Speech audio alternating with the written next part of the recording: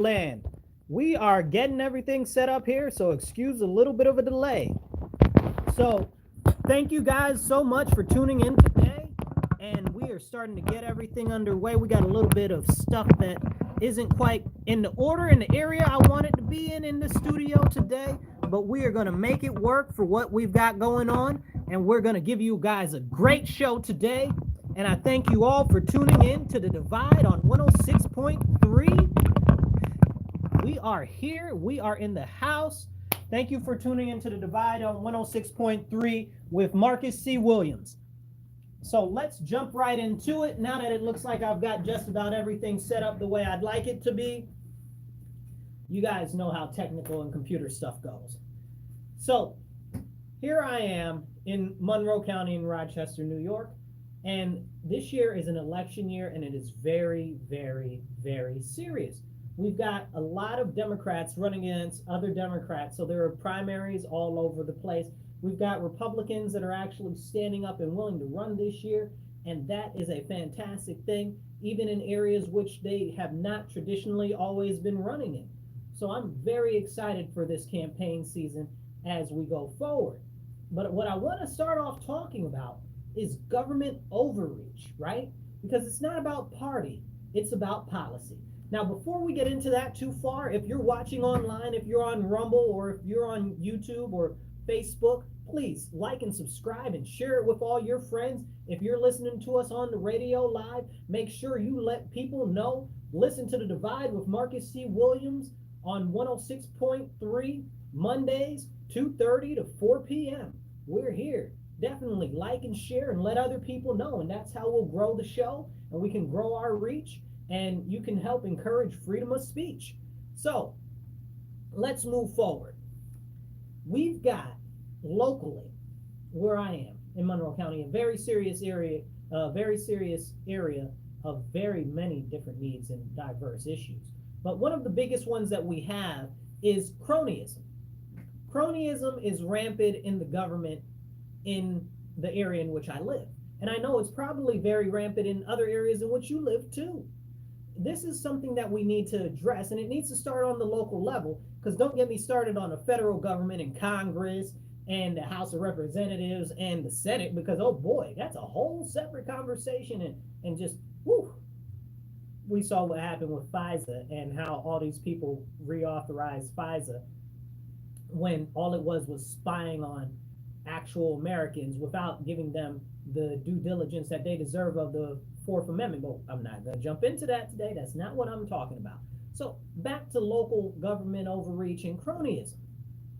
We have a lot of projects in the area in which I live, and I could talk about the city or I could talk about the county, but real quick, I want to talk about the county and some issues that we have going on with this interesting thing that continues to spool and open up like a beautiful flower that is very pungent and extremely deadly, releasing all types of poisonous vapors. This issue with CRC was a go-between used by the county, and it was used to give money from ARPA money, $7 million, to various nonprofits. Now, I'm not going to give you the whole thing on what's going on there because it's too much to go over right now, but all of the nonprofits that the money was being given to from from that money are all basically on the board of the company that's handing out the money. Can we talk about that? No, we can't talk about that. You know, it's crazy. Like, that's the first thing. Now they've got a new company because CRC failed. They misappropriated funds, and the funds weren't used right, and the people didn't get the money, but somehow the people independently got the money. They bought all these great Grand Wagoneers. It's like $100,000 per vehicle, and they even bought a building for one of the people that's on the board of the CRC, which was the nonprofit that was supposed to be overlooking the money to give to the other nonprofits. And that person that they gave that building to is not only on the board, but was also receiving the money from, it's beyond me, from the ARPA funding as well that was supposed to be given out by CRC. Now, long story short, CRC misappropriated these funds, did other interesting things with them. As I am telling you right now, this is the gist of what happened. And some nonprofit people got very upset about what was going on because they're like, oh, well, I didn't get our money. We didn't get our money, whatever, da da da da da da da. But they didn't talk about that until 6 months in. You mean it's been 6 months and you haven't got it? And the reason why they started complaining is because stuff started dripping out into the news. We have a local, I guess you'd say a local reporter, independent reporter / personality that goes and they report on different stuff and different things, and they got their fingers and toes in a couple of different things and a couple of different places, whether you like them or not, but they tend to give good information on stuff like this, and they were giving out the information, and then there started to be conversations about what was going on. It's very, very concerning, the cronyism, the hidden stuff that's going on with the nonprofits in our area. Don't get me started on the city council and who they're giving money to, and they just gave out all this money to do gardens and stuff like that. $750,000 to do community gardens. And no $750,000 for no community gardens. There ain't that many community gardens in the world. I ran a business. We had 5 locations and about 20 employees, and our budget a year for salaries wasn't $750,000. What are you talking about? What are you using that money for? Gardens? Come on now, don't play in somebody else's face. Don't play in my face. Well, we're not going to talk about where that money was going, who's it going to, or whatever. It's bananas. It's bananas. So, and the city continues to do things like this, and so does the county. Now the county, in relation to that CRC issue, has now approved this new go-between, I think it's called Staybridge or something. First of all, I don't understand why they need somebody to go in between the money and the people getting the money. If you're awarding the money, just get the people the money. That's it. Just get them the money. Okay? But you don't need no other in-between intermediary to get more money from our tax money to pay them and put in their pockets instead of the money going to the other nonprofits. Now, maybe those nonprofits shouldn't have got the money at all to begin with, which is a whole separate conversation, because I've been trying to get the information on who else applied for that money, because nobody else seems to know that money was able to be applied for. I can't get who applied for it. I can't get whether they were denied or not, or any of that information. Why is that information not publicly accessible and readily available? Where is the the request for proposal, the RFP information for these things? What's going on? Isn't this supposed to be open and transparency? Now, I gotta tell you, our area is run completely by Democrats, okay? County's run by Democrats now. The city has been run by Democrats solely, not one Republican in office for 50 years. And I got a lot to say on that fact, but there's some other topics I want to touch on, so I don't want to lay into that too much. But what we're seeing now largely is cronyism, and I want to really go into people and how they're overstepping their positions. But again, if you're watching us on Facebook, YouTube, or Rumble, make sure that you like, subscribe, and share. Okay, and if you're listening to us on the radio, tell more people about our program, The Divide with Marcus C. Williams, Monday, 2:30 to 4 p.m. every Monday. Okay, so also on Twitter. Also, you can check us out at the Marcus C. Williams channel on YouTube. Okay, on Rumble with the Marcus C. Williams channel, or you can find us on Facebook or on Twitter at Marcus, the number 4 ROC. That's the digit 4 ROC.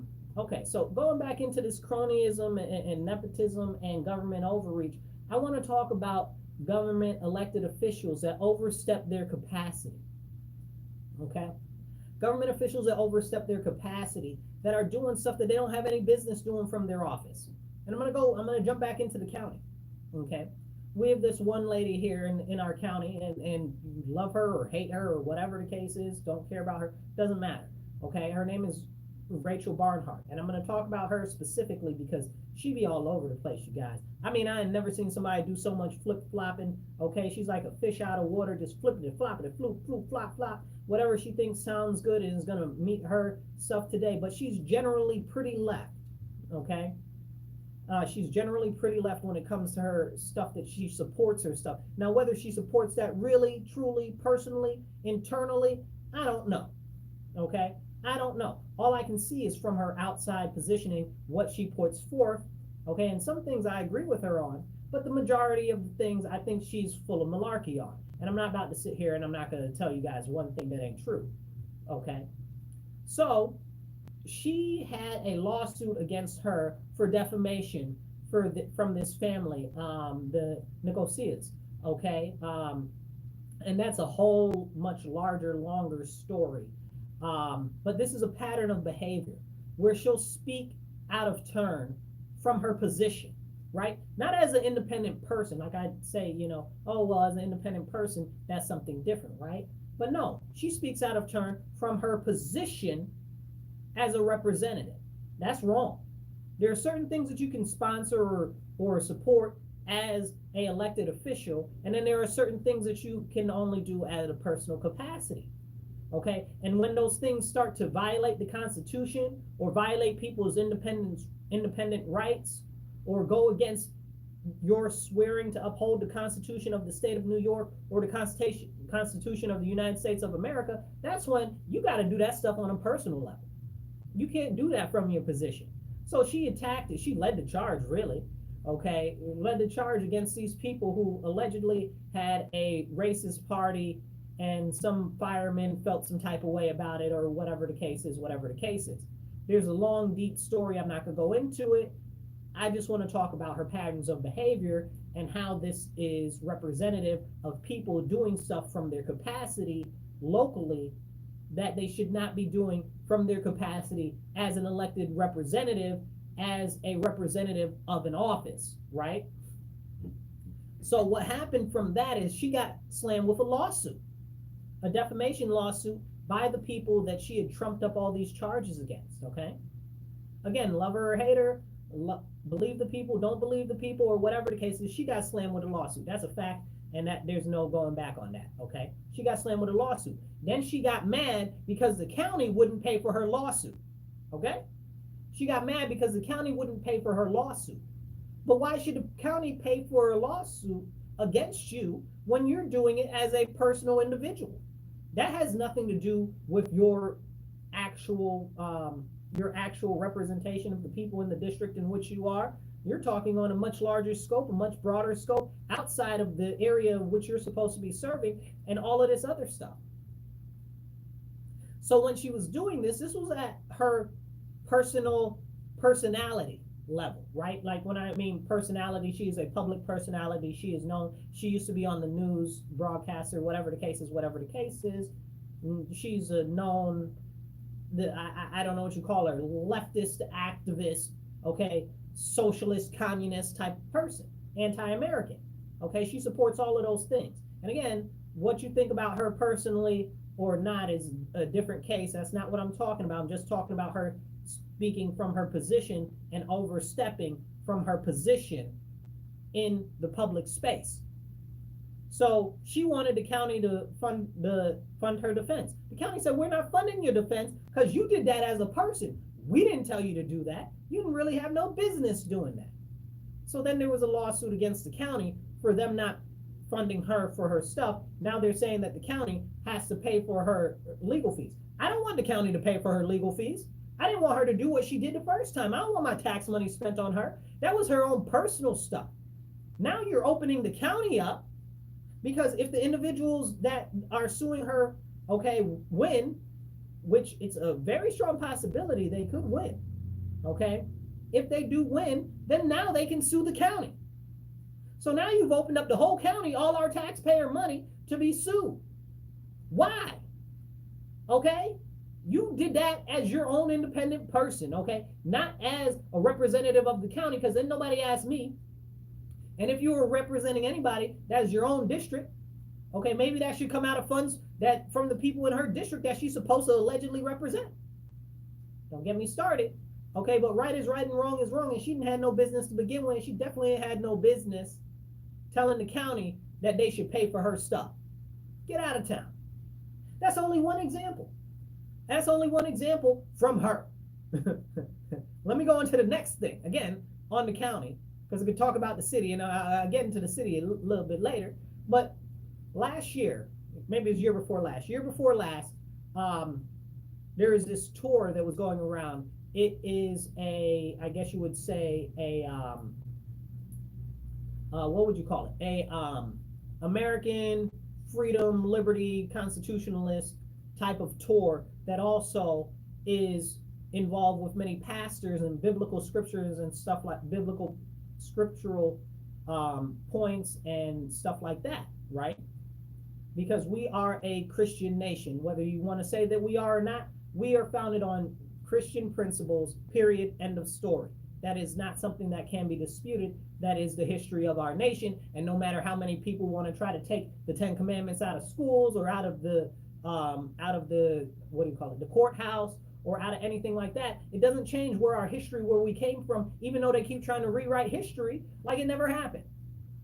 So anyway, so this tour that was promoting you being pro-America, okay, call it nationalism or whatever. There's no problem with being a nationalist in this country, because every other country is a nationalist of their country. Look at all of these crazy people pouring through our borders, these illegal aliens. They're nationalists. They're out there flying Venezuela flags, flying Syrian flags, flying Saudi Arabia flags, flying Chinese flags, okay? Flying all these flags from around the world, Nicaragua and other countries in Sudan and all of this nonsense. Flying these flags, proudly nationals of their own country, very clearly not wanting to come to America, not wanting to be a part of the American system, not wanting to be an American because they're so much national for the country that they're from. But in America, they try to turn it and they try to make it so that you, as an American, are not proud to be an American. But we got 15 different types of Pride months, 12 different Pride marches, and we got 82 different Pride weeks. Come on now, y'all tell me something, because this don't make no sense to me. Let's tell the truth and shame the devil. The fact that you should be proud and be able to stand up for the American principles that we were founded on, our Constitution, our Declaration of Independence, okay, the Bill of Rights, and the rest of our founding documents is very, very important and integral to a sense of national unity, no matter what party you're in, no matter what you identify as, no matter what, okay? As they like to say in the Nutty Professor movie, no matter what, you got to strut, okay? You should always be prideful in your country that you have. I guess there was a better word for pride or whatever, because pride is a sin. But you know what I mean, okay? For lack of a better term, you should be very happy about your country, where we've come from, what we've done, and the freedoms that we have. That's why everybody illegally is coming through the borders. Now, to go back to talk about this tour and to talk about the government overreach and people doing stuff from their position that they don't have any business doing, that violates the Constitution, let's go back into that. So this event was called the Reawaken America Tour. And it was a bunch of people preaching about the importance of biblical scriptural stuff and its impact on the history of our nation, our current state and what we've got going on, and how we're supposed to be integrating these principles into our government philosophies, because the church and religion is where you get your morals and values from. And I don't know where you live in America right now, but if you've been watching the TV, or if you even open your window, a lot of times you see how far gone the morals and values of our nation is falling. Okay, and this is a new cultural phenomenon that is being pushed by the media, by social media, and by the news industry and stuff like that. And it's absolutely abhorrent. But people don't like to talk about it. Because if we started to talk about it, we'd have to talk about how the fact that there is actually no such thing as a separation of church and state. I had this conversation. Now, I consider myself a conservative first and foremost, but I am a conservative futurist, which means that I understand that I have traditional values and I focus on conservative values, but some of the stuff that we've done in the past as far as legislation-wise isn't going to get us where we need to be in the future, because we need to be planning ahead. And that's why we end up running into so many roadblocks that we're now facing in our society, because we're not future planning and we're not getting ready for what's coming. I'll give you a great example. AI. We saw this coming. Why is there no framework in place for this? Or I'll give you another great example. These robot police officers and stuff like that, and the crazy government overreach with privacy invasion. We saw that coming. Why did we not plan for that? Like, it's simple stuff like that that we could have planned ahead for. But back to what I'm talking about on task. Okay, so we had these people in our county ledge and our city council too. Don't get it twisted. I didn't forget about them. In our county ledge and our city council, that from their position, okay, from their position, tried to stop this event from happening. I wanted to go.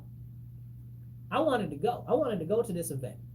I'm a Christian, okay, God-fearing, Lord-praising, okay, open Christian. And I don't care what anybody's got to say about it, okay? And I believe in my country. I stand for the pledge, okay? I stand for the national anthem. And I stand up and I stand for our Constitution, our Bill of Rights, our Declaration of Independence, and many of the founding philosophies and principles that our country was based upon, okay? So you call me a nationalist or whatever you want to, okay? That is not an insult to me. Because the people in India have to sing their national anthem before every movie that they go to. That's not nationalism. They've got Indian pride over there. That's not. Every other country in the world has pride in their country, and they can show it and advertise it. Over the weekend, there was, I want to say it was Seattle, there was this dance troupe that had like these American vests on, like it was flag type vest and flag type hat on their head, and they were told that they can't participate in the dance thing. Now, this is something that they do. Apparently, these are the normal outfits for these people. This is something they wear regularly, and they were told that they can't participate in the it was like the hoedown, showdown, or something like that, right? So like a country-esque type of event. You mean to tell me in a country-esque, okay, type of event, people can't wear American flag? And they said, oh, it's because it's making some people uncomfortable. If you don't like the American flag, you need to get out the country. You need to leave. As a matter of fact, you need to be thrown in the ocean. I'm not going to say nothing else too much because I don't want to be getting in no trouble. Okay? But if it was up to me, anybody that's anti-American, we got to get some C-17s or whatever, put them all in there and drop them off overseas. Get out the country. If you don't like America, leave. America gives you the freedoms of so many things that are restricted in other countries, and people act like they don't give a flying monkey's uncle. They'll go outside and they'll protest talking about down with America, death to America, and they don't even get arrested. If it was up to me, they'd all be in jail. There was this lady, I can't remember where she was right now, but this also happened over the weekend. But she was going to a city council meeting, and she was one of those anti-American jihadists. I was like death to America and all of this stuff and all of that stuff. And she said, and we'll come to your house and we'll get you. She used that K word that I'm not sure if I can say on the radio or not. Can I say that? I can say that. That she said that she would kill them and stuff like that. And then they arrested her, okay, under terroristic charges. They need to be arresting every single one of these anti-American jihadists that go out on the street and say death to America. Every single one of them not only needs to be arrested for terroristic charges, they need to be arrested for sedition and treason, okay? And they need to be prosecuted exactly as such, okay? Anybody that desecrates the American flag, same thing. Anybody that tries to desecrate the Constitution, same thing. As I progress forward, I'm going to go back to where I was talking about the Reawaken tour, Reawaken America tour, which our elected officials locally decided that they wanted to stop from coming here. First of all, that's a violation of freedom of speech. That's a violation of freedom of assembly, okay? Why are you doing this from your official capacity? You took an oath and you swore to uphold our Constitution, both on the state and the federal Constitution. And you're breaking both of them. And there was no repercussions for these people. So they put out these, and they did it with the emblems and insignias and headers of city council and the county ledge, and they put it out there, and they sign these letters saying, oh, this thing shouldn't come here because it's anti-alphabet, it's anti-black people, it's anti-Muslim, it's anti-this, and it's anti-that. Excuse me? It was none of those things. It was none of those things. And you're saying that it can't be here? They got the right to be here as much as anybody else. And as much as I might not like the KKK, and I got some issues with them personally, okay, because I'm black, and I also just don't like their just general philosophies of everything. But if they wanted to have a parade, as much as I don't like it, freedom of speech and stuff like that, you know, if they follow the right permitting and everything, that's the way that it goes. Now, this was a private event at a private space, and the people that were elected officials, call themselves elected officials, okay, representing our liberties and our freedoms and our rights from their elected positions, not as personal private members of society, put pressure and put out in news articles and forced the venue to not let them have it there. So they couldn't have it there, which meant that I couldn't go, because now they done moved it all the way out in the country, Batavia or somewhere, okay, like 45 minutes from the city, and I had to work that day, so I was planning on attending half of it and then going to work and then maybe getting the next day because it was a 2-day thing and all of this. But now I can't go. So you're disenfranchising me as a voter and as a black man and as a Christian and as an American. But nobody said anything about that. I'm still very avidly upset with that, because that's wholly illegal. That's wholly unconstitutional. And nobody was punished, and nobody said anything, and nobody stood up for me, and nobody stood up for the other people and individuals that would have wanted to go see that. Okay? They're like, oh, it's racist against black people. There's a ton of black people in there, and multiple black pastors, and even Alan West. Okay? Black lieutenant, from the lieutenant colonel, very big in Texas. I don't know if he was or is the chairman of the Texas GOP. I think he's running for that position. I don't know if that election is passed or not yet, but very famous. Love that guy. Alan West, you're the bomb, okay? But that's besides the point. That's neither here nor there, okay? Very honorable, very respectable black man. You understand what I'm saying? Multiple reverends, some of which I know personally, okay, from other events that I've gone to, okay, good, decent people that are black. And they're telling me as a black man that this event is racist when they don't know anything. They didn't talk to any of the people that are in the event, okay? This was nothing more than a political smear and a political hit, because they knew that if black people in the city went to this, it might open their eyes. If some Christians in the city went to this, it might open their eyes, and it might make them think second about voting Democrat and the direction our nation is going in. So this is nothing more than a political hit, and that's using and weaponizing the government and your positions against political adversaries and people that you believe have a different opinion than you. In our Bill of Rights, not Bill of Rights, but in our state constitution, it says that you can't discriminate on race, creed, religion, or any of those things. It says that right now. No amendments needed. It says it right there. And they did exactly that. They violated our state constitution. They violated our federal constitution. And none of our elected officials stood up and said that that was wrong. You make it make sense to me. It's so disgusting, it makes me want to spit. Horrible. Now I bring that up, and I bring the I bring the other lady up, because these are our elected officials doing this from their positions. And it's different if they did it as an independent person.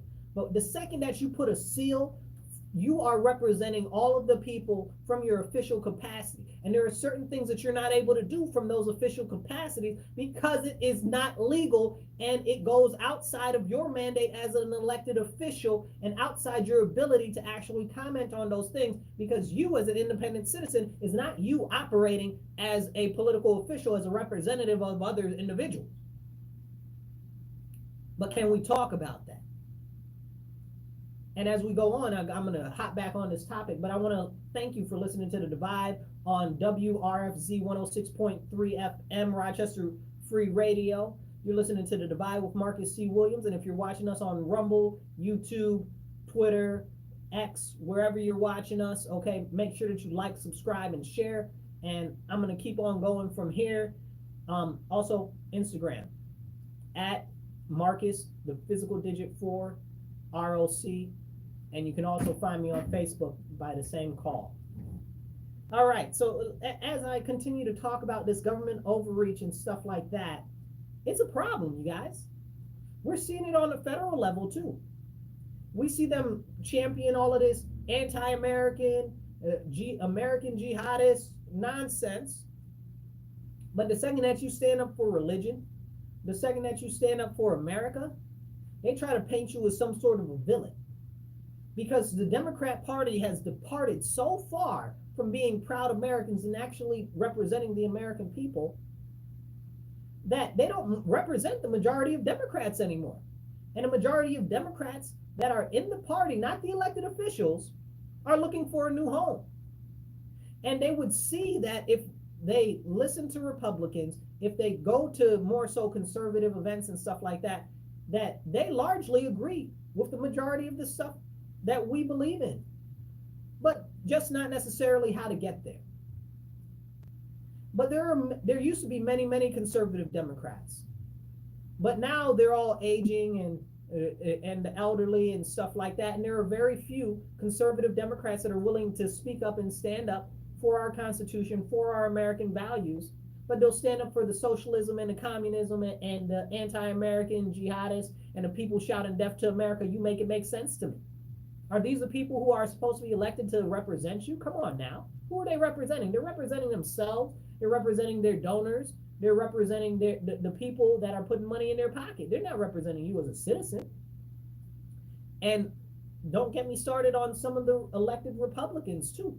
We just had a vote on reauthorizing FISA, and I touched on that earlier. It was like 86 Republicans that voted. All the Democrats voted for it. All the Democrats voted to forego your Fourth Amendment rights and allow the government to spy on you. All the Democrats voted for that. But also 86 Republicans. There are so few people in our government right now that care about you, the citizen, and your rights and your liberties and your freedom. It's despicable. Okay. I myself am running for a state assembly where I live in the 137th New York State Assembly District, because I don't feel like I matter to my elected officials, and I go and I engage with them all day. I engage with my assemblyman, I engage with my state senator, I engage with my county people, I engage with my city council, I engage with all these people, and I don't feel very well represented at all. I feel left behind, forgotten, like I don't matter. And that's why I'm running for the 137th State Assembly District, because you matter to me. My community matters to me. Our citizens matter to me. And talking about that and going into the citizens, where I live, they are funding, okay, on the county and on the city level, they are funding illegal aliens in our area. And then where do they put the illegal aliens? Largely in black and brown communities. Why do they do that? So that they can create their own networks of gangs and accesses of evil and power to use it to disrupt our black and brown communities, which are already suffering. Okay, already suffering, already underserved by the government. We're working, struggling, trying to make it ourselves, okay? And you're going to send in this element that's not only seditious and anti-American and has, like I said earlier, they're proud of where they came from. They don't give a flying monkey's uncle about the United States of America. More or less, it's any of its citizens. They do what they feel like, and many of these people are very serious gang members and very serious terrorists, and that's not a joke. They just arrested, some guy who had multiple charges for terrorism in Afghanistan and Syria. And I guess he had got released by the, the Border Patrol or whatever, because, oh my goodness, there's so many different alphabet agencies, it's hard to keep track of them all. Because they couldn't identify where he was from. The FBI couldn't identify that he was on the watch list or whatever before they let him go, or whatever the case is. And this is all Biden and his policies. Okay, this is why we need to restore stay in Mexico. This is why we need to stop letting all these people in. This is why we need mass deportation, because we're not focusing our money on our constituents and on our taxpayers. It's tax day today. You understand what I'm saying? They about to take your tax money and they about to spend it on all these illegal aliens. But we got potholes outside. They about to take your tax money and they about to spend it on all these illegal aliens, but people out here struggling to get food. They about to spend all your tax money on these illegal aliens, but people out here struggling for housing. But they're helping them with housing. They're helping them with clothes. They're helping them with food. Okay? They in New York City, they're giving them $1,400 a month. What they giving you? I'd like $1,400 a month. What do I got to do to get $1,400 a month from the government? You know, I'd be all right. I'd be doing okay if I got $1,400 extra a month from the government. Our tax money that we work hard for. We were born here and had to go through everything here. These people don't come across a fence, okay, and talk about, oh, give us free stuff. Give you free nothing. Better take yourself back to your country. And this is a very, very, very serious issue, and people don't like to talk about it. But we need to be talking about these things because it affects us very hard locally on the levels that we are on. That's our tax dollars. Like I said, we got simple basic needs that are not being met. We got homeless veterans out on the street right now. We got homeless people on the street right now that don't want to be homeless, that wish that they could have a home, which isn't at all homeless people, as you guys know. Many of them do want to be actually homeless. There's a whole separate conversation. But there are those that don't want to be, and we can't even get them what they need because we out here funding illegal aliens. Why? Okay? We need to prioritize Americans first. Okay? I don't see those other countries giving us their territory or giving us their land. They're letting us get all their people. We got millions of those people. Since Biden came into office, we got over 7 million people that are illegal aliens in this country right now. Right now. That we know about. That we know about. Right? Every country that they come from, they need to give us 13 generations worth of resources and territory for each individual that comes from their country.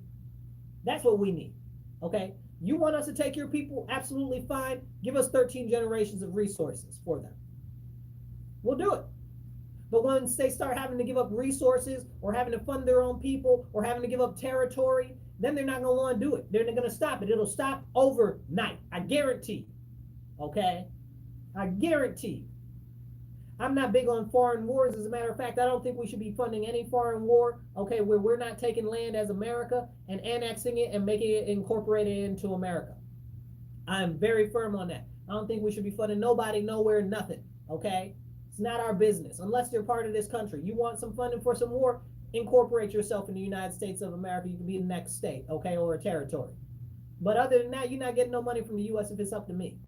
We got our own house to be in order. Right now, they're trying to give more money to Ukraine. They're trying to give more money to Israel. But you want to give money to these countries when our Navy is failing, when we don't have enough ships in the Navy, when our when our Air Force is failing, when we don't have enough planes in the Air Force. Like, these aren't jokes. Like, I'm not making this stuff up. I'm not pulling this out of my behind. These are real things. These are real numbers. You should check out the numbers. They're down like 40% of what they need to recruit. Is terribly bad. And that's just manpower. That's not talking about how few armored divisions that we have available for actual armament in the Army either. And I could go on about this stuff all day. But we're funding other wars and materials for other foreign countries, but we're not taking care of ourselves. Our Navy is depleted. Our armored divisions are depleted. We don't have enough production capacity in the U.S. to beef up our ships or our armored divisions the way that we need to. We do not have enough building capacity in the U.S.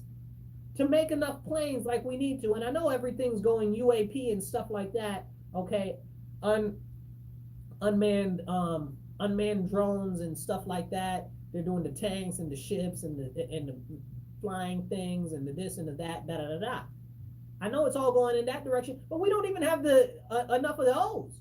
We don't even have enough infrastructure to produce enough of those. We don't have enough foundries. We don't have enough factories. We don't have enough metal workers. We don't have enough technicians, electronic engineers. We don't have enough of any of that.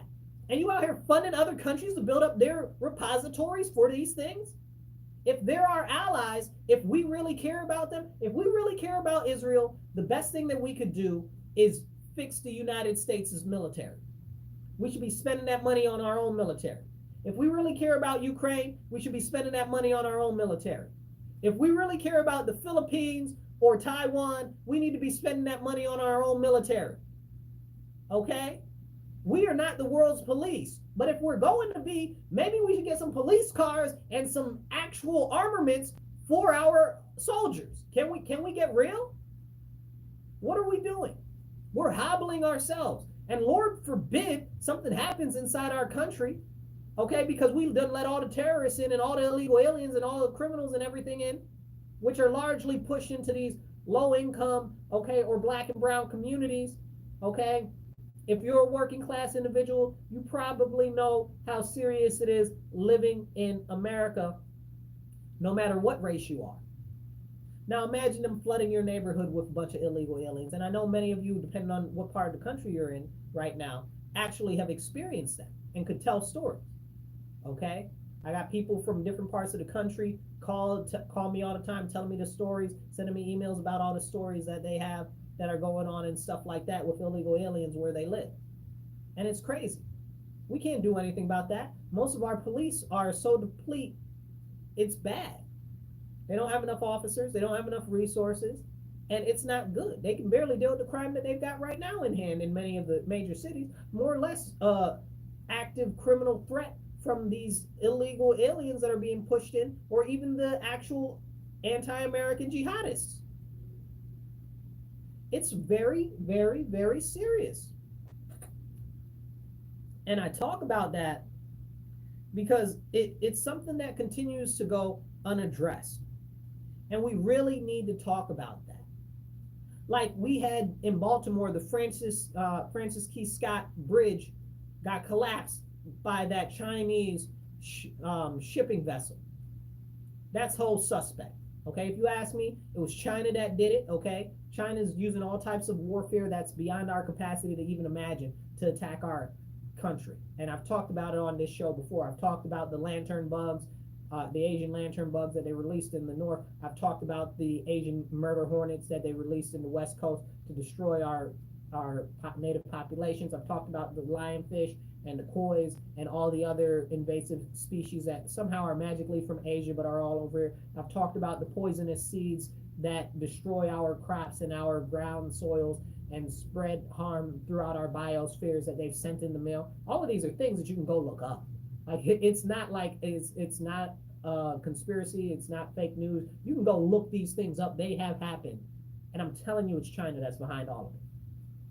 Because China has a large warfare plan that's so far past what anybody would possibly believe going on. It's very, very serious. People need to wake up. They're attacking our infrastructure. They're attacking our means of production, our factories, our distribution centers and stuff like that, our infrastructure for transportation, all of these things. All of these things. It's happening. Right now in front of our eyes, we are under attack by China, which doesn't even include the other foreign adversaries, which like Iran and Saudi Arabia, not Saudi Arabia, but who knows, we're not even going to talk about that. But like Iran and other countries that we've pissed off that have agents, like Venezuela, that have agents inside our country that are sleeper cells that are ready to be activated at a moment's notice. Anytime. And the FBI warned about this. Christopher Wray, the director of the FBI, warned about this in Congress just the other week, last week. Even, what's his name? Meliakis, dang it, not Meliodas. What's that man's name? The head of Homeland Security, Mayorkas. Even Mayorkas was talking about that. And I can't deal with Mayorkas at all, really. Okay, excuse my language. I am unwilling to deal with that man. Okay, I don't like him very much as far as what he says out his mouth and his positioning and stuff that he does at his official capacity. However, even he's talking about it. It's a serious issue, people, and we have to wake up to these real things. So anyway, I'd also like to point out that the Francis Key Scott was the guy who wrote the Star Spangled Banner. Okay, that's interesting, right? So not only are they destroying our infrastructure, but they're also destroying our how would you say, patriotic representations, right? So, but people don't get that. And that's not something that you can explain to most people that they'd actually understand or be able to process that. Now, this isn't the only bridge that's been attacked. Okay, we've got 26 barges mysteriously got loose in Ohio and damaged another bridge over there. We got 3 or 4 other bridges that were also magically, mysteriously damaged, okay, across the nation. All of these things at the same time. Sounds kind of reminiscent of when all of the trains were derailing and going off the tracks and this, that, and the third, da-da-da-da-da. Can we talk about that? Or all of the mysterious chicken coop fires. And I'm not talking like a chicken coop you keep in your backyard. I'm talking about millions of chickens in one plant that seem to just mysteriously continue to catch fire. Somebody make it make sense to me. Okay? Or the beef production processing plants that have been destroyed. Make it make sense to me. Or the steel mills that have been destroyed and stuff like that, other foundries that have been destroyed. It's just miraculous at the numbers. When you start counting the number of things, you're like, there's no way that this is happenstance. There's no way that this is coincidence. And I'm not telling you again, these are not conspiracies. These are things you can go look up. Like I'm not telling you anything that you can't go look up yourself. So it's really, really interesting on what our government prioritizes. I'd like to point out that our government just authorized them money to build a space train on the moon. We're gonna have a moon train, and our regular train system is jacked up. Come on now. We're gonna have a moon train, and the prices of Amtrak tickets are so expensive. Most people are like, nah, I'd rather drive or I'd rather take the plane. That's crazy. Why isn't Amtrak way lower cost? Maybe you can get more people to ride the train. I have a very strong passion for the rail and train industry, but that's a whole another conversation for another day. But yeah, so most people don't want to take the train because it costs too much. Sometimes I want to take the train, but then I look at the tickets, I'm like, it costs too much. I'll drive or I'll fly. It's crazy. And I check frequently. So, but that's neither here nor there. What I'm saying is the misprioritization of your tax dollars by the government is something that we really need to be talking about. As tax day is upon us, I reach to all of the people that are workers that work in this country. I reach to everyone who is taking home a check and has to pay income tax. We should be pushing to abolish state income tax and federal income tax. I know some of you guys might be from states that are watching that don't have state income tax. Bully to you, okay? But in New York State and in many other states in the union, we have state tax, okay? And we shouldn't. I got a lot to say about it, but that's a whole separate conversation for another day. I just want to touch on it just a little bit. And we should be abolishing federal tax too. We didn't have it for what, 100+ years? Almost 200 years? You know, well, yeah, more or less. Okay, yeah, about 200 or something. Yep. It just started in like the 40s. It just started in the turn of the last century, mid last century, really. That they started to implement federal tax on income. Why should you be paying tax on the money that you worked hard for? You shouldn't be. You should not be have to pay income tax on the money that you worked hard for. And if you live in a state like I live in New York State, you got property tax, you got sales tax, you got tax this, tax that, tax this, insurance that. That's a fake insurance. It's not a real insurance. It's actually a tax. You got business insurance, you got business taxes, you got this tax, you got that tax, all the taxes. By the time you go and buy something at the store, you're paying extra money, like 5 extra taxes on it already. And inflation is nothing more than a silence tax on the working class. Okay, you've seen food go up 40 to 60% depending on what you're buying. It's outrageous. And that's just under the Biden administration in the last 4 years. Speaking of the Biden administration, y'all know Alaska got the Inuits up there, right? The Eskimos. Okay, so Alaska got the Inuits up there, the Native Americans, okay, American Indians or First Nation people, whatever you prefer to call them, okay? I'm not going to harp on that. It's not a big deal, okay? As long as you recognize that they're Aboriginal and to this nation since before it's been a nation, because that's the way that I am too. I'm Aboriginal of America. I'm an American Indian, okay? My people have been here since before our country was a country. I'm a Black American of American Indian descent. So let me get into Alaska and what they got going on up there. So there's, if you know anything about Alaska and the Native Americans and the areas and territories that they control, it's a similar situation in Canada. Like there, they control a lot of land that has a lot of oil. So there are oil and gas pipelines in the area, and Biden is shutting them down.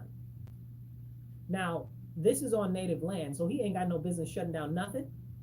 Okay? But that's a whole nother conversation. Again, government overreach, stuff that they ain't got no business doing. The government ain't got no business doing nothing on Native American soil. They can't do nothing. That's the way our treaties are written up. We're not going to talk about that. But anyway, he's shutting it down. He's shutting down the production there, and they're mad because it's their land. And they're like, no, they can do this. And then I know there are people that'll be like, oh, well, it's stuff. We need to end fossil fuels and stuff. Have you been to Alaska? Have you been to Alaska? Like, do you know how sparsely populated Alaska is? Like, really, most of the places to be able to live are down by the, I guess you would say, the southwest coast, okay? And down by their major cities. Otherwise, it's very sparsely populated. You need stuff like oil just for stuff out there. But that's a whole nother separate conversation, which doesn't actually talk about the sale of oil and the refining of it to gas for actual use in our nation. We produce some of the cleanest gasoline in the world in the United States. We produce some of the cleanest oil in the world in the United States. And when I say some of, I mean the most clean oil and the most clean natural gas and the most clean gasoline in the world because of all the regulations that we have on it and all of the precautions and environmental protection and all the rest of the stuff. But you're saying that we shouldn't get it here, but we still need it. Okay, and if we have to ship it from Iran or we have to ship it from Russia or somewhere else in the world, it's dirty. It's come from China. It's got slave labor on it. It comes from Africa. It's got slave labor on it. It comes from the Middle East. You should see the way that they treat the people in the Middle East. Okay, don't get me started. That's a whole nother show. Okay, because most of those people are actual migrant workers from other countries, and they are basically indentured servants, which is a whole, it's a terrible, terrible, horrible thing. So it's terrible. That's a whole nother conversation.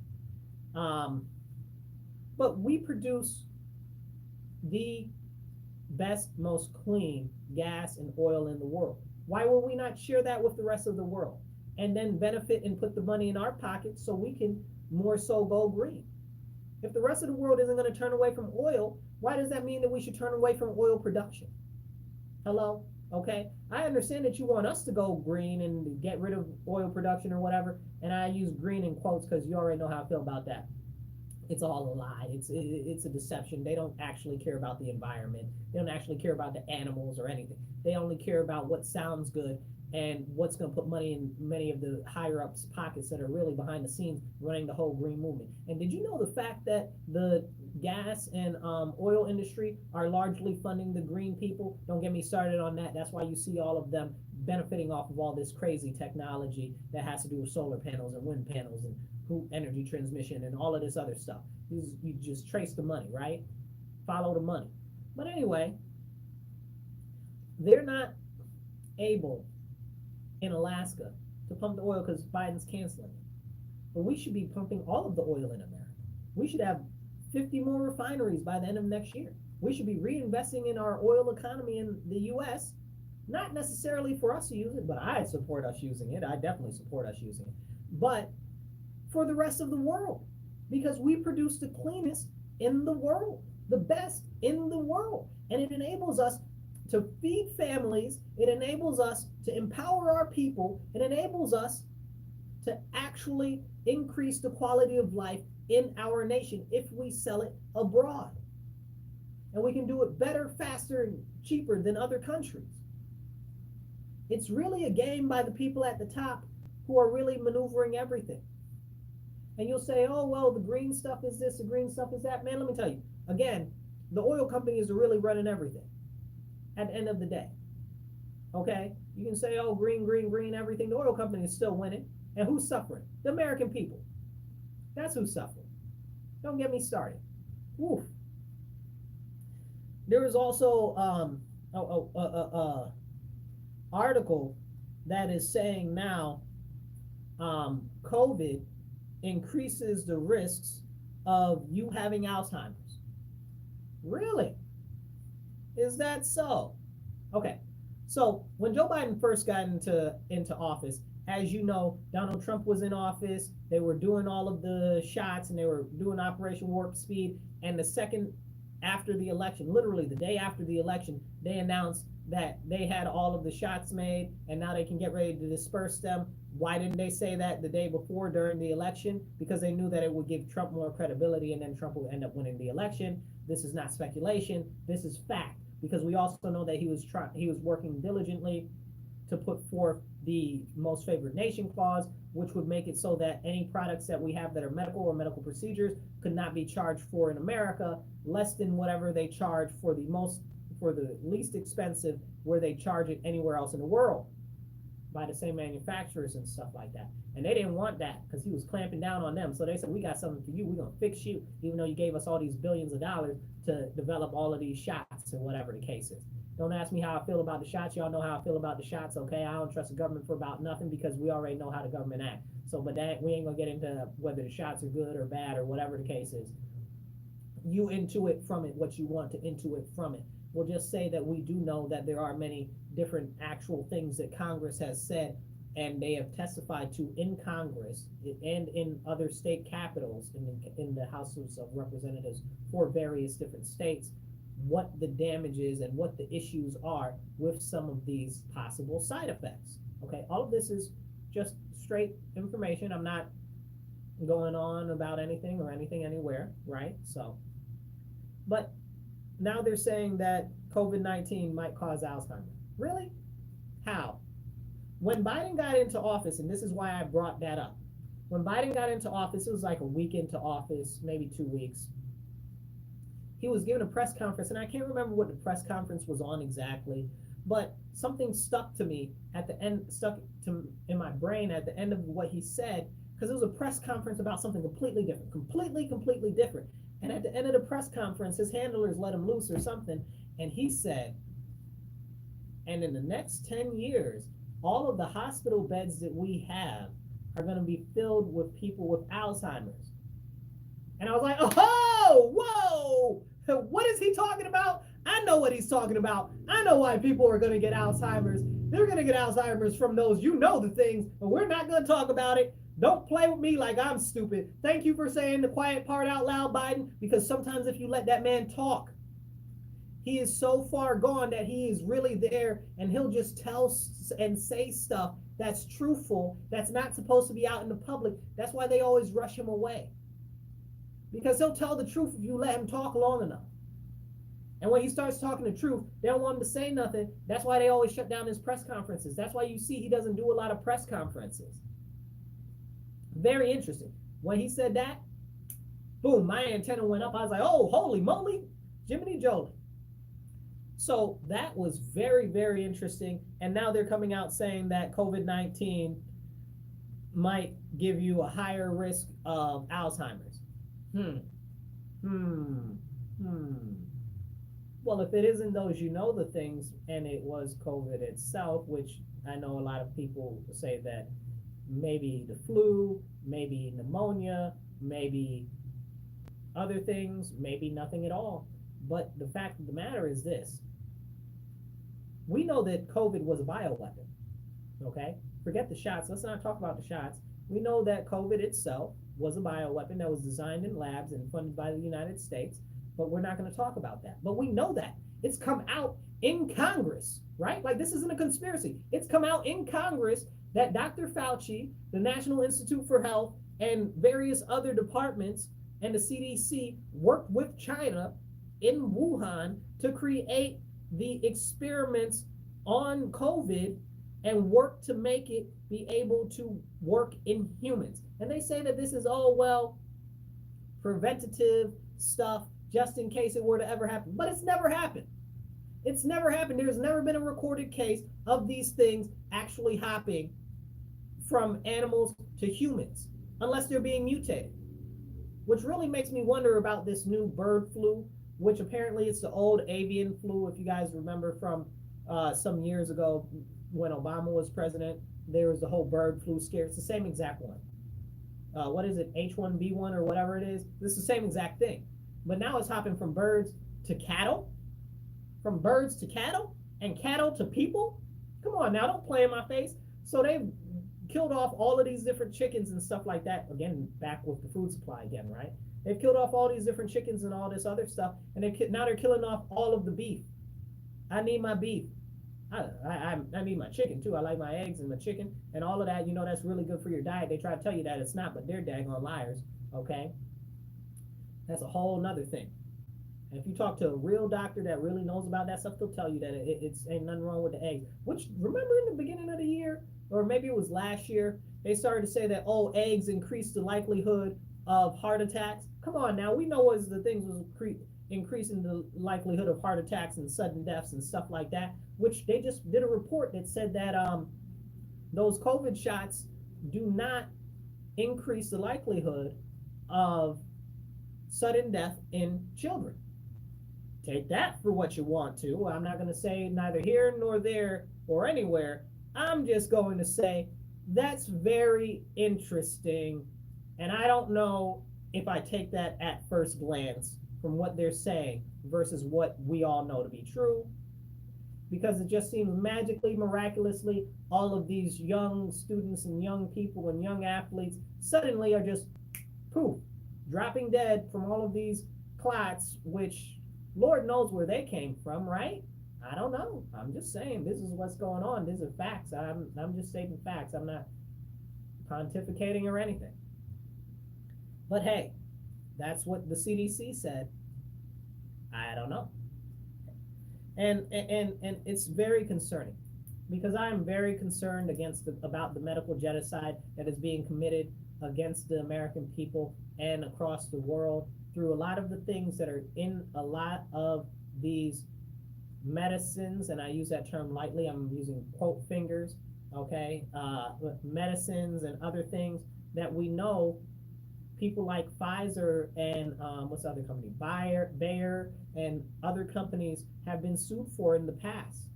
Like, I'm not talking about the COVID shots. I'm talking about other medicines that they've been sued for in the past that have had adverse reactions, and they put all types of stuff in there, and it's not good for people, and it causes all of these issues. And every couple months, you see something new on the TV, the advertisement. If you had these shots, or if you took this medicine 15 years ago and now you're experiencing this problem, blah, blah, blah, blah, blah. I think the most recent one I saw was about shingles. It was like, if you took the shingles shot X amount of years ago and now you're experiencing these issues, come to us, the law firm of whoever, whatever, because you may be entitled to compensation. Shingles. Huh. How about that? Which is only funny because there was also a recent article that shingles is coming back. We're not going to talk about it. We're not going to talk about it. Measles too. Measles coming back. And apparently the illegal aliens are bringing in the measles, and now people are talking about, oh, it's the measles, measles. Come on now. Don't play in my face, okay? Don't take a piss and tell me it's raining. Y'all letting all these illegal aliens come in with God knows what diseases, and nobody's getting tested for nothing, and we don't even know where they come from. We know where they come from, but we don't know where they come from. You know what I'm saying? They've got all these types of outbreaks of viruses and measles and rubella and all of this other stuff that are coming into these holding centers and stuff for these illegal aliens. Okay, don't play with me. And then you release them in the country, wherever, and then you're like, oh, it's spreading over here. It's spreading over. Y'all did that. Stop letting these illegal aliens in. Stop it. We got people. I'll give you an example. I deal with a lot of immigrants to America and new citizens. I love me some new Americans. New Americans are some of my favorite people, some of the most patriotic people that you'll meet. Love them. Okay. I had a lot of friends that are new Americans, and I know a lot of people that are legal migrants, and, well, not legal migrants, but legal immigrants, okay? Because migrants means that they're from the country and they're moving inside the country. So that's if you were to go like from California to Texas, you'd be migrating, right? But if you're going from like Venezuela to California, that's immigration, okay? Because that's outside of the country into the country. So I deal with a lot of new Americans and a lot of immigrants. And I got a lot of friends that are, and I love them. Some of the most patriotic people you know. I got some friends that are from Cuba and some friends that are from Haiti. Now, if you've heard about what's going on in Haiti, and we've talked about this sometimes on the show already, it's a complete war zone. I mean, you're talking, if a country is considered a third world right now, Haiti is a fourth world country. That's how bad it is over there. And people are desperately struggling to try to bring their friends and family from over there, and they've been trying to get them over here for years, but they can't get them over here because the U.S. wouldn't give them refugee status. And this is another thing I talked about. I don't think I talked about that on the radio show, but I did talk about it on Let's Talk with Marcus C. Williams on my YouTube and Rumble. So if you're on YouTube and Rumble, watch Let's Talk with Marcus C. Williams. Those episodes are good too. I got some more of those coming this week, so check out for that. But they've been trying to get them over here for years. And we can't talk about how they've been put on the back burner because the backlog is so terrible with all the illegal aliens. We can't talk about that. We can't talk about all the Cuban Americans that are here that are trying to get their family over from Cuba and their repressive regime over there. Okay, we can't talk about that. Do those people not deserve to come over and be American citizens? They're going through the right processes, but you prefer to look after the illegal aliens? Come on now, don't play in my face, man. Then we've got all of these people across the world that are in refugee camps that have been following the right processes and the right directives for years to come into this country, and they're on the back burner because of all these illegal aliens. Why are we not prioritizing the people who are doing it right in the right order, that really care about this country and want to be in this country and actually value it? Instead of bringing in all of these anti-American people that are so patriotic and love their country so much that they'll march down the street then they'll march in Mexico with their flags of their country, Venezuela and Nicaragua, not Nicaragua, but Nicaragua and all these other countries, okay? And they don't care about us. They don't care about being Americans. They don't want to integrate into our society. They don't want that. It's all about money. People are like, oh, you should let them in because they want a better life. Really? What about all the people in the refugee camps? Can we talk about them? Really? What about all the paperwork that's been filed for people's family members to come in from other countries? What about that? Man, don't get me started, man. Boy, howdy, I'll tell you what. I want to talk about this for 2 seconds, and I'm going to move on, and I'm going to probably come back to it. Taxation is theft. I'm going to say that again. Taxation is theft, and we should abolish, I believe it's the 16th Amendment. Yeah, I'm pretty sure that's the one that allows federal income tax. Shouldn't be no federal income tax. Shouldn't be no taxes. We didn't actually used to levy taxes. We used to do bonds, like I was talking about earlier. One day we should probably do a whole episode on that, or maybe I'll do a special different show on it on my YouTube or Rumble. So, taxation is theft. To minimum wage. As California just recently raised their minimum wage to $20-something an hour for fast food restaurants that are national chains, many of them are shutting down. Some of them even shut down the day that they changed it, that people were going to work because they just couldn't afford it. Now, I've seen many of these leftists and socialists and communists that are like, oh, well, we should increase the minimum wage, da, da, da, da, da. As a business owner who was a small business owner, I'll tell you what, not only was I a small business owner myself and worked in entry-level retail, okay, I also am currently a business consultant in development. I focus on strategic planning, and I also focus on sales training, but my main clients are medium and small businesses and entrepreneurs. So I know what the struggle looks like. I know very firmly what the struggle looks like. And if you raise those prices for minimum wage and stuff like that, it might be good for a few people, but a lot of people are going to have to get fired because many small and micro businesses aren't able to afford that. And then the leftists and the socialists and stuff will tell you, oh, well, we should raise those prices, and if a small business isn't able to afford it, then they should close down and they shouldn't be able to be open. Are you serious? Are you serious right now? Is that what we're doing? Small businesses that aren't able to afford minimum wage should close down, and then where will these people work? California just got a reality of this over there when they raised minimum wage, because a lot of businesses closed right when they did that. Can you make that make sense to me? Where will the people work? Now they can't find jobs. What are they going to do? The job market is already very hard right now if you're a entry-level worker, okay? Because you have to balance it between your entry level and you've got limited skills and you actually have to pay your bills versus actually needing food to eat, okay? And that's where they try to get that whole concept, oh, well, we should pay people more money. It'd be nice if that didn't add into inflation and then make the cost of the goods go up. Because I was reading an article about these businesses in California, and I think it was McDonald's, right? McDonald's is like, we're desperately looking into ways to actually offset the pricing so that we can make sure that we can pay all the people, all the employees.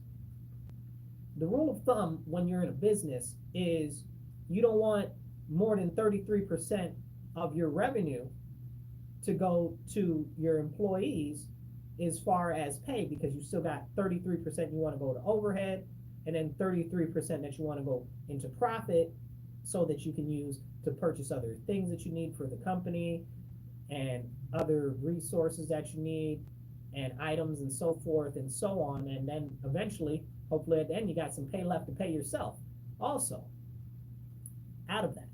Now, when McDonald's said that, I've been following this whole issue with McDonald's since they've been pushing this minimum wage for years.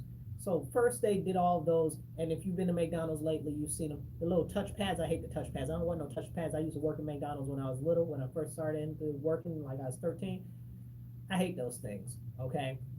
I think that should be a person. That front-facing person is very important, okay? Like at Chick-fil-A, how they say, it's my pleasure and all that other stuff. Like, that's very important. As a customer, I want that, okay? Then you also have they started with that, and now there are stores in McDonald's that don't have any people at the cash register. I saw a guy on Instagram, and he was talking about how there's nobody working the counters. There's nobody working the counters at all. And all you got to do, you got to punch in the stuff through the thing. He's like, I've been waiting here 30 minutes for somebody to work at the counter, but they told me that nobody's working at the counter. You got to put your order in through the thing. Then I was watching McDonald's the other day. They got this machine. It does the burgers. It does the French fries and all of this and all of that. Da, da, da, da. People's jobs is gone. Jobs is gone because people want to increase the minimum wage. Now those jobs are gone. The costs are up, but the value of the dollar is down, which is going to keep driving the costs up. But people don't get that. It's like, what do you call it? I like to call it self-obsolescence, right? Like you're creating the obsolescence of yourself. So now that they don't need the people, they can't afford the people, they need to put in machines. So now they're putting in machines, and then people are mad that they don't got no jobs. Matter of fact, where I live right now, we got, what do you call it? The newspaper people protesting. One of their big issues is that they're being replaced by AI. That's one of their major issues. I had talked to them. They're like, we got like 5 issues or something like that. I don't remember exactly how many issues were. It's like 3 or 5 or something like that. And like in the first 2, AI was like the number 1, and then it was like people need raises, and then it was like AI is taking our jobs. They took our jobs. But my South Park impression. But anyway, it's serious, and people aren't talking about these things and how it impacts the rest of society. Now you go to McDonald's, it costs you $20 for a cheeseburger. And I'm being a little bit hyperbolic, but it costs you $20 for a meal. Okay? Are we being real with ourselves? You look at again, go back to inflation and the cost of food and vegetables and all of that. Aside from them destroying our farms and our means of production and our means of transportation and stuff like that, they're also hitting us on the work hand side. So people working the farms, farm hands, the producers, the people that work in the production areas and stuff like that, all of this stuff is causing inflation, and it's driving everything up. But we can't talk about that. And really that goes to the policy from the Federal Reserve and from the U.S. Treasury. And don't get me started on that, because that'd be a whole conversation, which is my big issue with the working families party and the rest of these socialists and communists. I ain't never once heard them say end the Fed. If you really cared about monetary policy, if you really cared about actual people and the money that they get to keep in their pocket, you'd say end the Fed, but they won't say anything like that. They'd say abolish income tax, but they won't say anything like that. But they call themselves a working families party, or these crazy socialists. Remember, the socialists and the communists want more power for the government. That's why we gotta stay away from them. I don't want the government to have all the power that it's got right now. It's got too much power. Like these crazy people that just reauthorize them to spy on American citizens. Why would you do that? Why would you do that? Then we got the whole, what do you call it? What's the thing? What was the thing after September 11th, you guys? What was it called? The Patriot Act. And the Patriot Act, too. We got all of these things enabling them to spy on us all the time about everything. And then I forget what it was that is on the top of my mind, but I'm not able to pull it out of there right now. When Obama got in office, he repealed it, and it basically allowed them to use the media as purposeful subversion and what do you call it, propaganda against American citizens, and not have to list that, because you used to have to list that stuff. Like, I watch certain channels and stuff. I know that it's propaganda. It says right on there, mostly owned by the government, mostly funded by the government. Like DW is a good one. They're from Germany. I'm not saying that they're a good one. I'm just saying I know that they're propaganda when I watch them. So I know to take what they're saying with a grain of salt, and then that they've got stuff in there. Some of it's true, some of that's inferred, some of it's complete propaganda 100%. But I understand that that's what I'm watching, but a lot of people don't know that that's what's going on in the news media right now.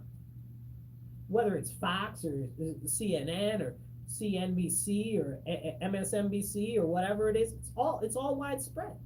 And then we know that the CIA used to use them for propaganda anyway. They've come out and they've said it.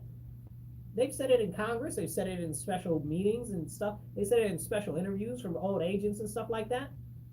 But we know this. The FBI ain't much better. Okay, they've done the same thing too. And these are things that we know. Like, this isn't even conspiracies, right? Like, this is stuff that we know, that we have the information. It's not even hidden information. It's like you can go look it up on the internet. And I believe very firmly that if you can look anything up on Google and it's there and you don't have to dig through it, that just shows you how serious and prevalent it is. Like, it's just right there, boop up. And that's a problem, because people don't know, and then they'll try to say, oh, well, that's not true. That's conspiracy or whatever. It's not a conspiracy when you can just go literally look it up, like, and it doesn't take more than a couple clicks.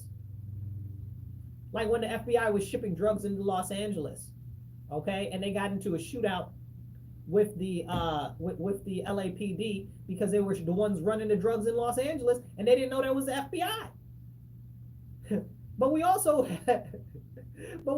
know that the U.S. was getting heroin from Afghanistan, but we can't talk about that. We also know that the CIA, FBI, all of these alphabet people. Not that I don't love you. I love y'all, CIA and FBI. I love y'all. Y'all cool. Whatever. You understand what I'm saying? I'm just stating facts. I do, however, and I'll say this, as much as I love the CIA, I'd really appreciate it if you stop doing operations on U.S. soil. That is not what you're supposed to do. And I know I'm not supposed to be talking to you about it or whatever the case is, but you're not supposed to do those things. Please go mess with the people in the other countries and stay from messing with us in the U.S. We're the citizens. We care about our Constitution and our country, like you guys serve our country. We're trying to do the best that we can. Remember, servicing our country is servicing our citizens. Please, go mess with the people in the other countries. That's what y'all do, and y'all are really good at it. You don't need to do it at home. Please. I love y'all. Facts. FBI, you already know. You actually got to go after the criminals instead of making the criminals, but that's a whole separate conversation. And I love the FBI too, okay? They're tops. But for real, they do a lot of stuff where they do entrapment and create these criminals and terrorists that we don't actually need. Like we know about the Fast and the Furious project, funding gun running to in Mexico and stuff like that. Like, these are things that we already know, that we openly know, And these are very true things. Like, these are not hidden things. Like, one day I got to go through a list of all of the different things, Operation Northwoods and all of these different things that are true things that you can go look up. And you just go look up some of the declassified CIA and declassified FBI and declassified U.S. military stuff that they've done over the years. It's bananas.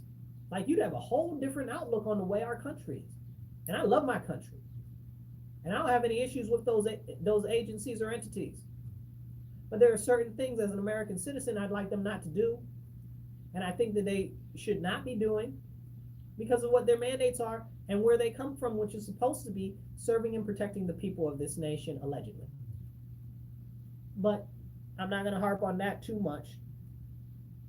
I would like to say that the attack on Christians continues. And it's so disgusting, it makes me want to spit.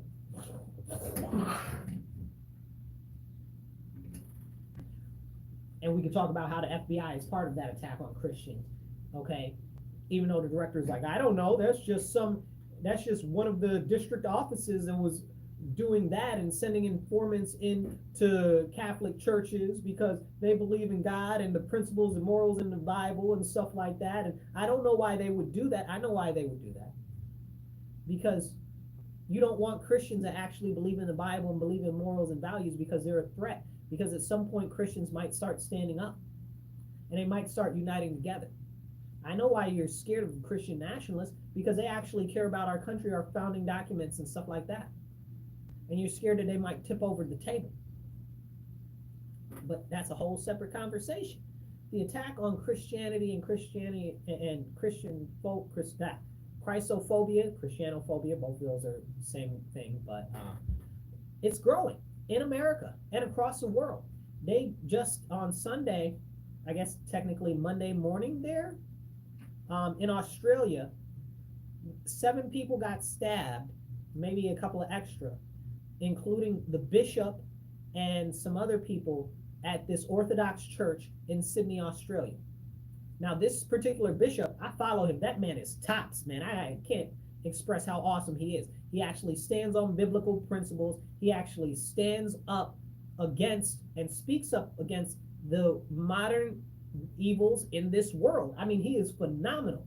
I really, really, respect and revere this dude.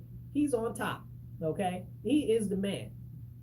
And his name is Bishop, and I might butcher this, Bishop Marmari Emmanuel.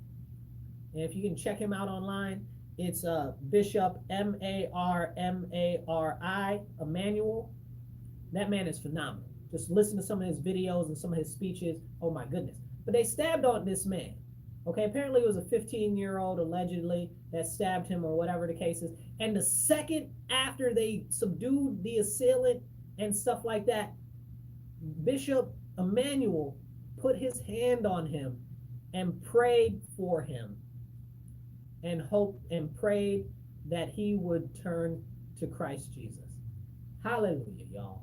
Hallelujah. And it's crazy because that kind of matched up with the sermon that they gave at church, at my church on Sunday, which definitely matched up with the Bible study that we had on Sunday about that type of stuff. So it was just I as a Christian, as a God-fearing Christian, I don't know if that would have been me. That man is a real one, people. And we talked this weekend at church about, oh my goodness, let me not forget the names. Which one was, anyway, because I'm confusing all the names together. So, yeah, Paul, right? Saul. Yeah. So, Paul used to go after and persecute Christians and stuff like that. And then he switched over because he saw how I want to say it was Simon. And if I'm mixing up the names, let me know and just put it in the comments or whatever. But he saw the way that Simon went with such dignity when they stoned him to death. And he was just like, please forgive them, O Lord, for what they do and don't count this against them. That he ended up down the line converting because later on, because he had that on his heart, and then later on, he saw a vision as he was traveling where Jesus himself came to him and said, why is it that you persecute me, you know? And he was talking about how he had persecuted Simon and so many others and all of that and all of this and all of that. It's just amazing. It's just amazing. I don't know, honestly, if I'm that type of person that I'd pray for somebody else if they had stabbed me up. That's a extra strong something. But it says that we should pray for our enemies and those who wish us harm and stuff like that. But that doesn't mean that you should not stand up and push back against them. It does not mean that you shouldn't make sure that you defend yourself from your enemy or go after anybody that seeks to do you harm. That's completely different. I'm just saying that is awesome that man did that, and may he be able to have a full and prosperous recovery, because man, he's a real one. As we come up here on the 4 o'clock hour, I got a couple more things that I want to tell you guys about, but I do want to encourage you, if you're watching online, like and subscribe. If you're listening on the radio, let other people know that we're on Mondays 2:30 to 4 p.m. And you can check us out on the Marcus C. Williams channel on Rumble and on the Marcus C. Williams channel on YouTube. And you can find me on Facebook, Marcus C. Williams, or Marcus Williams, you'll find me. And on X, and I was gonna say Twitter, right? This is X now, right? X and Instagram, and at Marcus, the physical digit 4, the number 4, ROC. So at Marcus 4 ROC, and you'll find me. But like and subscribe, share, and let other people know, because that's how we're going to grow the show. That's how we're going to be able to champion for constitutional values, no matter what side of the pendulum you're on. Our whole goal is to point out what's going on in the world and bring us all closer together to our constitutional principles and values, because that is important. And we've become so divided as a nation that we need to get back to that. It's greatly, greatly important. Okay, you guys? So with that, I'm going to get ready to sign off. There were some things that I didn't get to go over, but I promise you, because we didn't have a show last week for the eclipse, that if you check me out online on Rumble or YouTube, you will get a couple of extra episodes of Let's Talk with Marcus C. Williams this week coming up, and you will get some other episodes from other things that I do also coming up. So check them out. Check us out online. We'll catch you guys later. Be blessed and be well. And remember, stand up, speak up, and don't shut up. Take action.